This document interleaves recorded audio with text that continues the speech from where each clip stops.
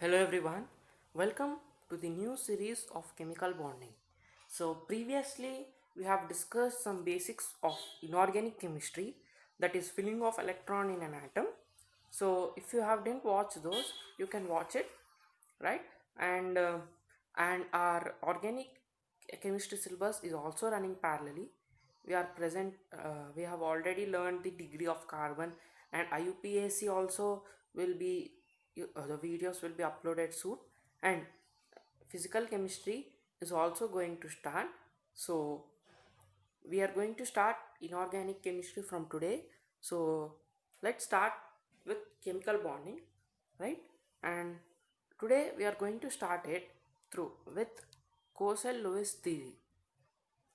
uh, we can start chemical bonding from anywhere, but we will start it from Coastal-Lewis theory, okay, which tell us the octet rule, right? Now, Coastal-Lewis. So this was a very popular theory in those time. So what is does this explain? Octet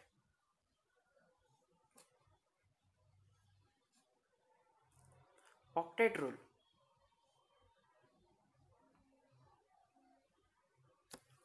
Now, what does this tell us? So this basically tells that octet rule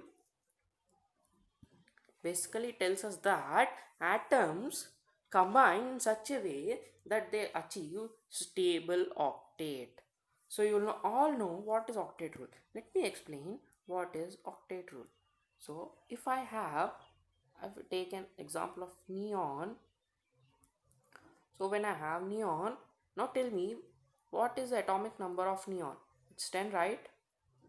Now, what is electronic configuration? We have discussed electronic configuration previously only, previously itself. So, the electronic configuration is 1s2, 2s2, 2p6. Now, this is the valence shell, right? Valency shell is nothing but the last shell. The last shell is called the valency shell. So here 2s2, 2p6. So valency shell is completely filled, right? So is 2d possible or 2f possible? No. So in second shell, this is only the maximum. So it is already having total electrons. So if there are sufficient number of electrons, that is the valence shell is filled completely, then it is stable. So if it is filled completely, then 8 electrons would be in the valence shell.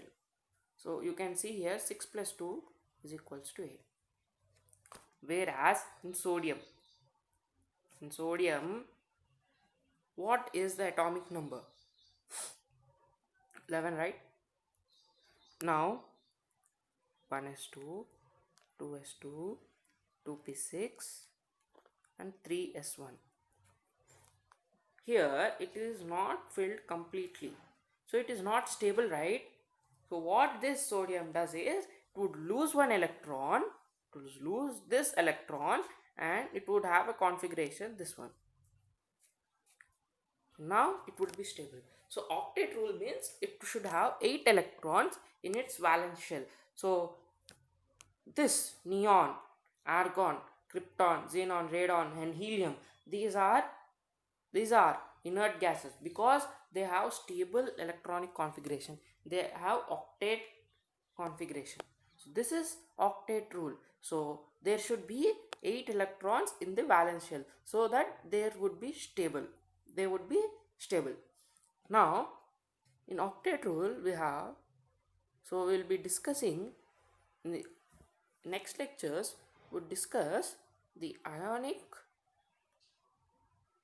or electrovalent bond, and we would discuss covalent bond. So first we'll discuss the covalent bond. In the next lecture, we'll be discussing the covalency, and then we will move to ionic bond. So that's all for today. It's a very short lecture on octet rule because octet rule is a you have already learned in your previous classes, right? And that's all for today. Let's meet in the next class. Till then, keep practicing. Bye.